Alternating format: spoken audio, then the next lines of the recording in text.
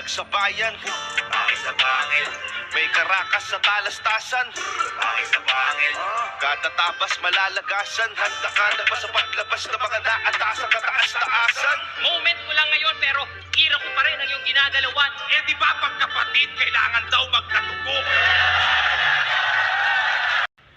Nanalo ng coin toss si Poison 13. Pinili niyang mauna si Rapido. Pangil sa pangil. Round 1. Sagbangan na!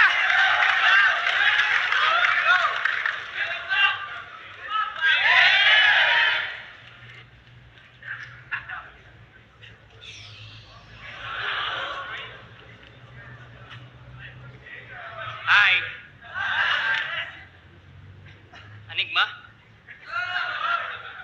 Ponger? 6 years akong nawala sa rap battle, pero hindi sa rap scene. After 2 years sa pagiging DJ sa radio station, music and hosting na ako nagpakatutok. 3 years na biyayaan naman ng simpleng bahay, sasakyan, spiritually, pamilya ko laging busog.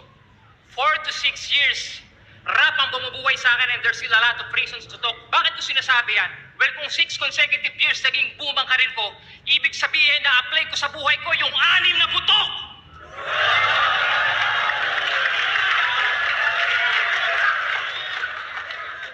Ganda ng opening, pero tinalo ako ni Badang. Pero okay kami niyan, best ko yan. Ngayon, di na ako papatalo. Ayoko rin masabihan ng pangalawang beses na yan. Nasa momentum ka ngayon, pwes di ako nagalangan. Moment mo lang ngayon, pero kira ko pa rin ang iyong ginagalawan. Namimeki ka ng choke, pwes peki din pagkawala ko. Medyo nga lang natagalan, sinadya ko lang talagang pumurol at kalawangin para tong lason may laban-laban. Ito ba yung kalaban ko sa rap galing probinsya? Anak ni Manda kay Luxuria? Puro pagbibuild ng sarili, puro pa utot.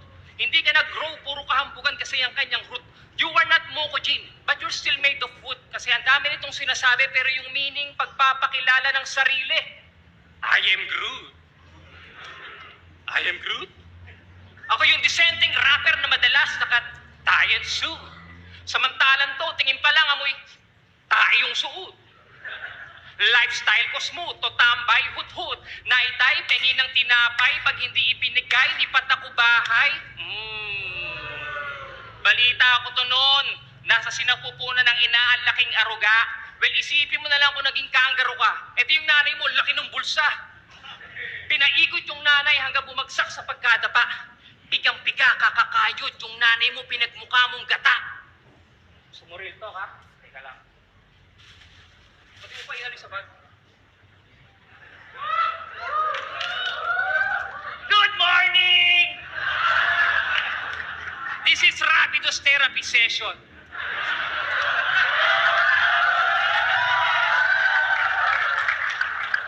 You feel a lot of hate to your father.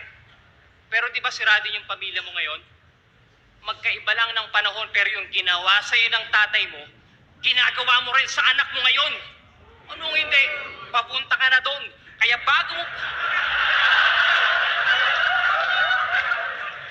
mo ipahiya sa harapan ng maraming tao yung tatay mo, tingnan mo muna yung pamilya mo ngayon. Hindi yan umuwi kasi pera dahilan pangkain ng anak.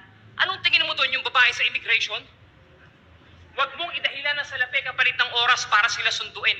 Uuwi ka parang regla, buwanan lang yung dalaw. Huwag mo silang utuin. Puro kasi ito pa charmy. Yung mga anak, di man lang ma-whisper. O, charmy, whisper, may naka-absorb. Ayaw niya lumapit sa anak niya. Alam niya ang ibig kong sabihin. Well, poison nga kasi. Stay away from children. Oh. Kung gusto mo na sustento sa anak mo, palitan mo pangalan mo. Magingay para kay Pension 13. Alam mo, minsan lang umuwi yan, sisigawan pa yung bata. Todo sermon. Imbis na kargahin yung anak, tatapatan lang ng cocomelon. Huwag mong papaniwalain ang sarili mo na responsable kang ama. Kino-comfort mo lang yung sarili mo, wala kang antay sa kanya. Anak, uuwi din ako. Pexman, tatapusin ko lang yung inuutos ni Shernan. Aso ni Shernan, tahol naman. Ano, breed mo, Shernan Shepherd? Di na yung inuutusan, siya na nagkukusa. Hindi ka bilong sa 3GS, ginagawa ka lang tuta. How ironic tong aso, ginawang saling pusa. May gumamit naman nun? Eh di meow. Basta sa akin, wala kang kwentang ama. Isipin nyo, pinapili lang yung bata kung kanino sasama. Tanong na di kayang sagutin ng musmos na bata. Masasaktan yung anak mo kahit sinong piliin sa inyo. Yung responsibilidad ng mga walang kwentang magulang to, dinaan lang sa mini-mini mo. Nangulila sa magulang yung anak, kawawa yung mini-mini mo. Wordplay. Masasaktan nyo pero yun yung bagay na di niya kayang dayain. Huwag lang sana maging mukujin yung anak mo para di ka gayahin. Ayaw niya magpakasal kasi takot mawala ng lakas. Kaya pinili yung kalas at aklas, ayaw ding masakal, kaya nagtatago. Napansin nyo na, nilaro ko yung salitang kasal, pero tandaan mo ang kasal di ginagawang laro. Ikaw ang responsable sa pagpapatibay. Papakinabangan naman sana pagiging poison mo kahit malang sa loob ng bahay. Kasi itong haligi ng tahanan, pag meron niyang poison, technically hindi dapat yan inaanay. Alam yan ng arkitekto mong tatay. Oh, buti ba nga si Righteous One pag umuwi sa pamilya, may lukso ng dugo. Huling banding nito sa anak niya, gender reveal pa nung bunso. Oh, matatapos sa bara ko. Pakinggan natin yung mga sulat niya na akala mong leksyon. Pero hindi mo maalis sa isipan ng mga tao na yun yung oras na naghahanda ka ng mga bara, yun yung oras na yung anak mo kulang sa atensyon. Magaling magsulat kasi nga full-time ang preparation. You're a full-time rapper but not a full-time dad. Kaya para sa akin, wala ring sense yun. I'm just being a father na nagmumultitask kaya puno ng recognition. Families, liabilities, di ba? Ang daling i-rhyme. Pero ikaw, hirap na hirap kang i-define. Kaya saka mo na kuya pangang pag yung anak mo din na nalilimos ng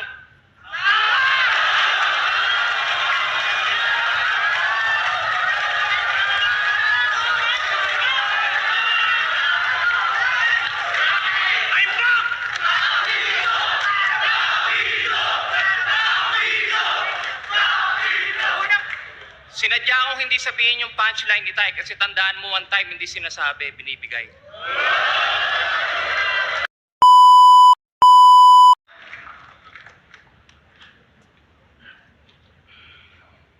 Okay, pandak.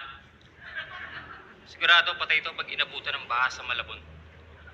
Ganito yung datingan, yung resulta pag yung mga fetus nabubuo sa garapon. Yung joke mo na Desi at Desire, napanood ko na yun sa FB. Siguro grade mo sa English 68. Ano yung pag in English mo yung delikado, delicates?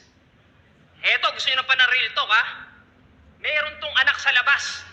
Hindi yun alam ng kanyang pamilya. Ayan, yung lawit mo sa patilya.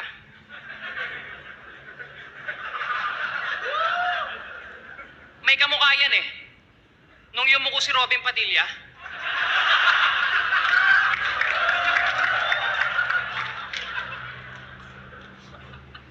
pag pinapagalitan yung anak niya, tumigil ka na, tumigil ka na. Sabi na nga ba 4 lines na naman ang setup, sobrang nakakabagot. Monotonous na pakinggan, sobra pang supot. Puro pakitang gilas, sino coach mo si Chot? The design is very lip, cram or mot.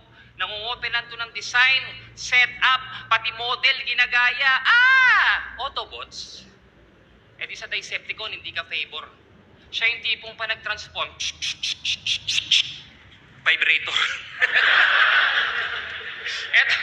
Eto yung pinaka-ayokong ginawa mo eh. Ginawa mo katatawanan yung love life ni Plasma. Pugi mo, no? Kita mo nagdadrama ka sa harapan ng maraming tao na broken-hearted ka, pero hindi ka masaya sa love life ng iba. Unconscious ka. You are converting the acceptance into rejection. That is defense mechanism, which is sign of depression. Yung mga angulo niya ng confession ng hinanakit, tinatago niya lang sa bars. Way of expression. Well, pag lumala yung sakit, itago mo ulit sa bar, pero sa rehabilitation. Puro patawa sa battle, tinatago lang pala yung sa demotion. Tama nga si Akata, hindi siya may problema. Kasi depression is not a joke. It's poison. Eto pa, ikaw na rin nag-vulgar sa kabit mo, di ba? Di ba may kabit ka, sabi mo yun? Masyado kasing kiss and tell. Halatado ka na moves ng kabayo. L na L. Checkmate. Sabi ko, check your mate. Kasi sabi ni Plaridel, yung 2 babaeng tinuring mong unan sa gabi, nag-away daw last night. Well, ang tawag doon, pillow fight. Ikaw yung tipong pa-fame ang image pero sa FB umaasa sa donor. Well, take your own medicine. Lulukin mo yung pride mo. That's how you pick your poison. Ipakain mo sa pamilya mo sinasabi mong honor at lagi mong isigaw sa tao na depress ako, yung buhay ko, horror. Hindi yan normal, Bopol. If symptoms persist, wag mo kasi masyadong dibdibin pag sumusobra, tanggalin na. Uulitin ko, wag masyadong dibdibin pag sumusobra, tanggalin na. Kaya pala iyak ng iyak, kulang sa gatas ng ina. Dede pa more. Panay parinig yan. Bumalik ka na, Patring. Nagpapakalunod na ako sa beer. Okay lang, dalawa kami sa buhay mo. Wag ka lang madisappear. Piling ko tuloy nasa Cavite ako kasi tong 13 martir. Diba? At eto pa. Eto isa sa masakit. Ha? Sabi sa akin, ito real talk to 13 martir. 13. Martir. Eto pa sabi sa akin ni Jonas, naging ignorante ka daw na nag-change sa holiday. Puta, nag-toothbrush gamit tubig sa bidet. Eto pa ikaw yung tipong doon niya nakilala si Patring na isang elevator girl. Ayan. Sabi niya kay Patring, "Hi babe, kamusta buhay?" Eto, daming ups and downs. Ganit sa love story, elevator. Ibang level. Sa Batang Quiapo, umepal tong bata. Nag-audition, todo nakakurbata. Medyo ironic lang ata kasi pumapapel pero walang pinirmahang kontrata. Binigyan ng script, hindi na nakagalaw, kaya na-disapprove. Well, kung fans kayo ng bandang The Script, alam niyo na title nito, The Man Who Can't Be Moved. The Man Who Can't Be Moved.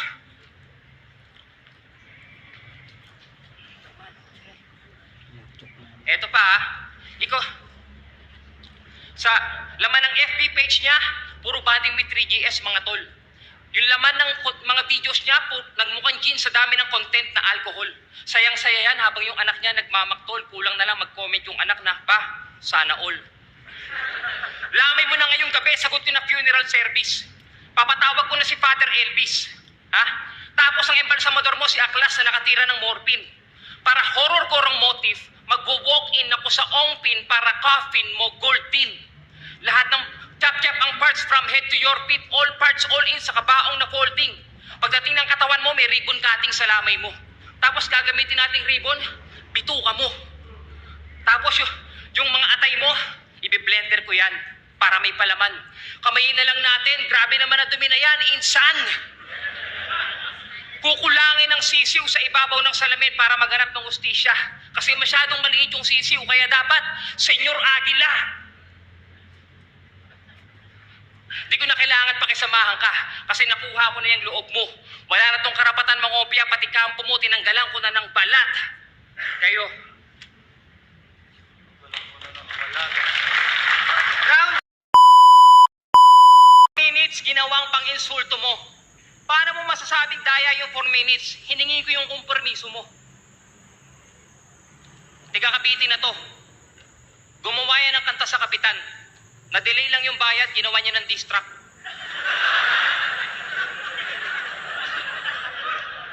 Sumakit yung pantog ng kapitan sa sobrang gigil. Ikaw pa nakipagpataasan ng ihi, ang iksi nga nung ginawa mong jingle. Pero kahit batiin mo pa yung kapitan, tandaan mo yung pagkatao mo hindi na matatago. Lalabas at lalabas ang hubad ng katotohanan sa likod mo, Cesar Montano.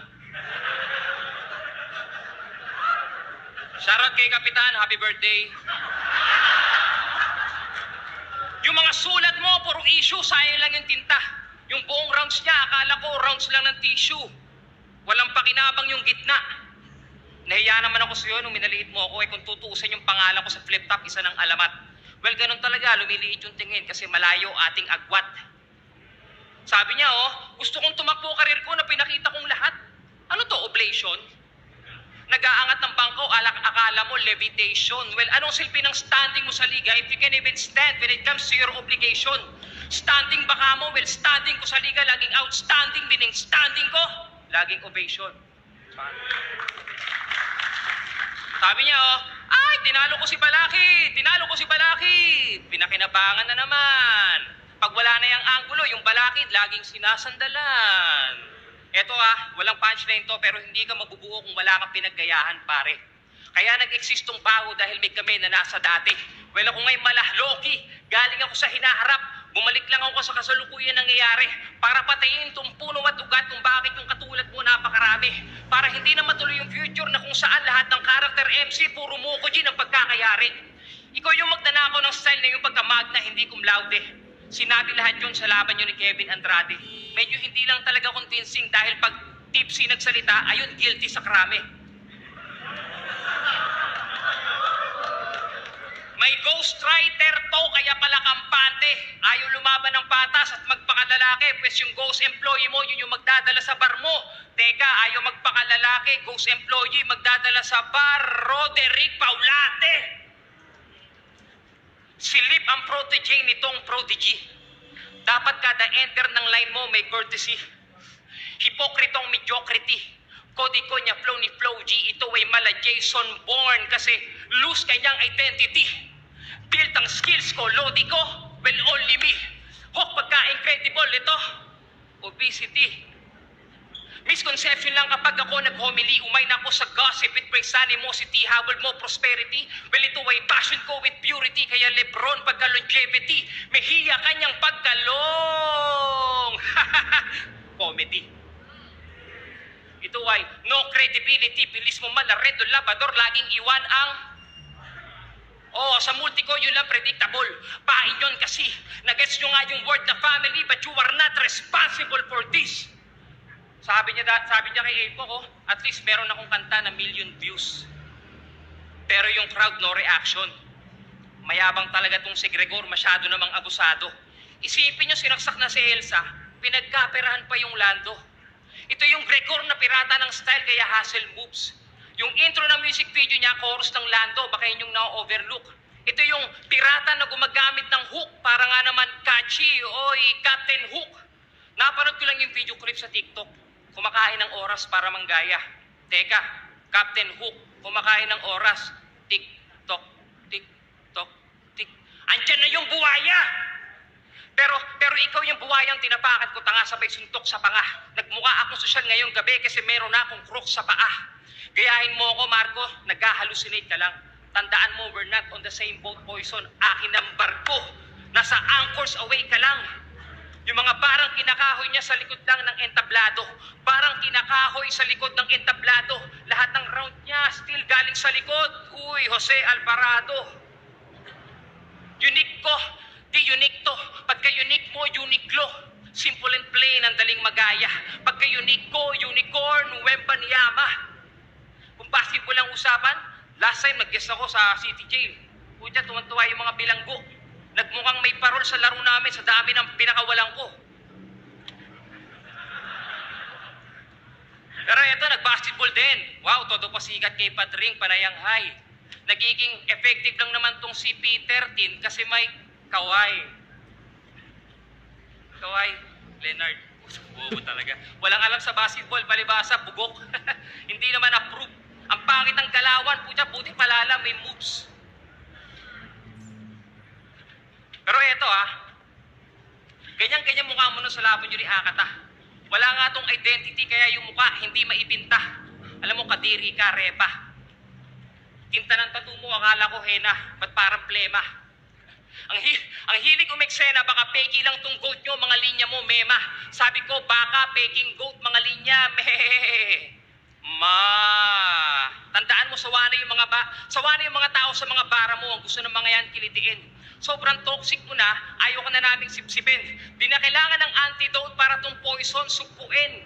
Effect na sa ating tong lason, alam yung gamot dito? Laughter is the best medicine. Ano sabi niya kanina? Kanina niya pag ginigit yung religion. Wow, sabi niya, hindi raw akma ang religion sa battle. Bakit? Ako ba nauna?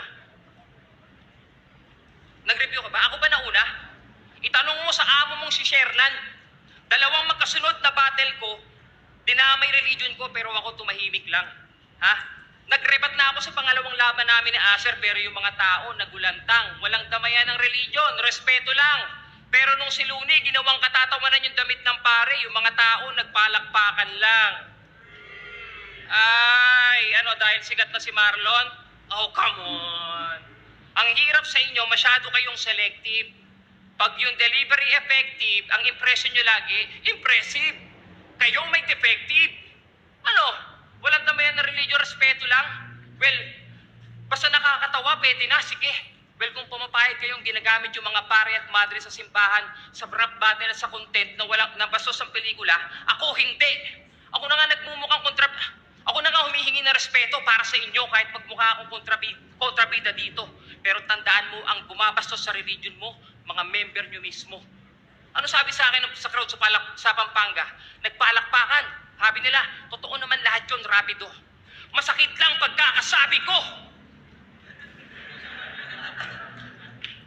Pero props sa'yo. Salamat, Tibius. Time. Round 3, boys